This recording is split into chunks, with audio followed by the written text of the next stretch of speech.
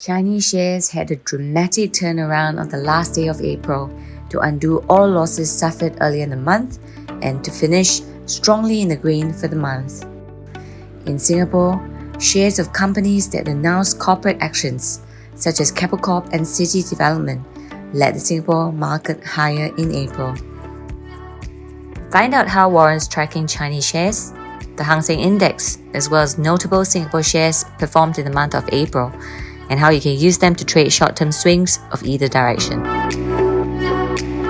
Hi, I'm Jamie from Macquarie Warrants, and I'm here to share with you some highlights of the market action last month and how you could have used warrants to capture some of these moves.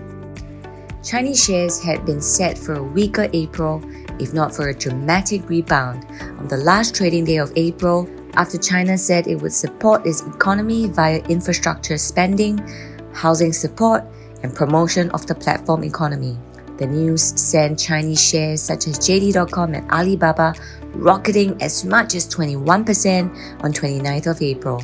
Call warrants tracking JD.com and Alibaba, which move in the same direction as the underlying shares they follow, surged 59% and 66% respectively. Here is a look at some of the other Chinese stocks that made a single-day rebound of more than 10% on 29th April. You will notice that the call warrants gained between 62% and 84% following their respective underlyings rebound, while the put warrants tracking these shares were down 35% to 82%. Put warrants move in opposite directions from their underlyings and will therefore finish in the red when the underlying move higher. The strong rebound on the last day of April helped some of the Chinese names reverse their losses during the month to finish positive instead. They include JD.com and Meituan, which finished as the top two index constituent stocks with the largest gains on the Hang Seng Index in the month of April. JD.com closed 13.5% higher in April as the top mover on the Hang Seng Index for the month. Macquarie's JD.com warrant ILJW closed 24.3% higher for the month, while JD.com put warrant lost 48.6% in April. Meituan, which finished as the second top mover on the Hang Seng Index in the month of April, was up 10.5%, leading Meituan call warrant to produce returns of 21.5% in the month of April, while Meituan put warrant was down 32.8%.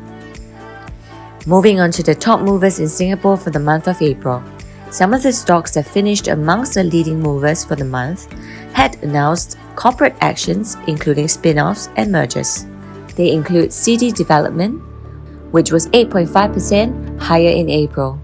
The company's shareholders had approved a distribution in specie program to award existing shareholders 0.159 shares of CDL Hospitality Trust, a stock that is likely to gain on the post-pandemic recovery story for every CityDev share owned.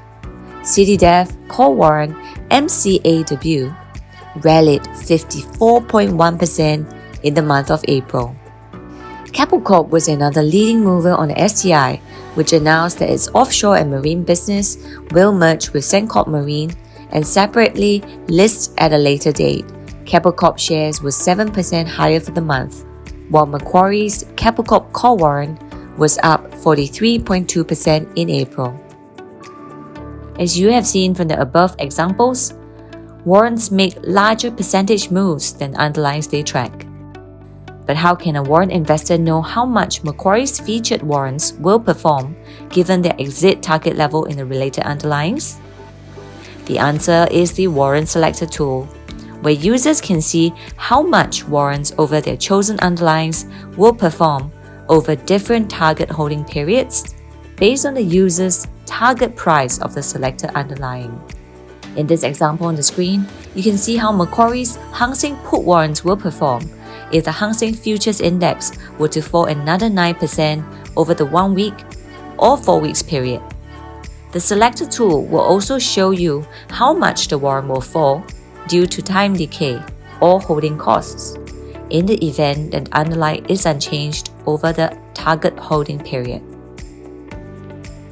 There's a saying to sell in May and go away. However, this May could be another volatile month for the Chinese shares. Chinese tech giants will be reporting their first quarter earnings in the month of May. Any significantly better or worse than expected earnings look set to result in a volatile move in the stocks.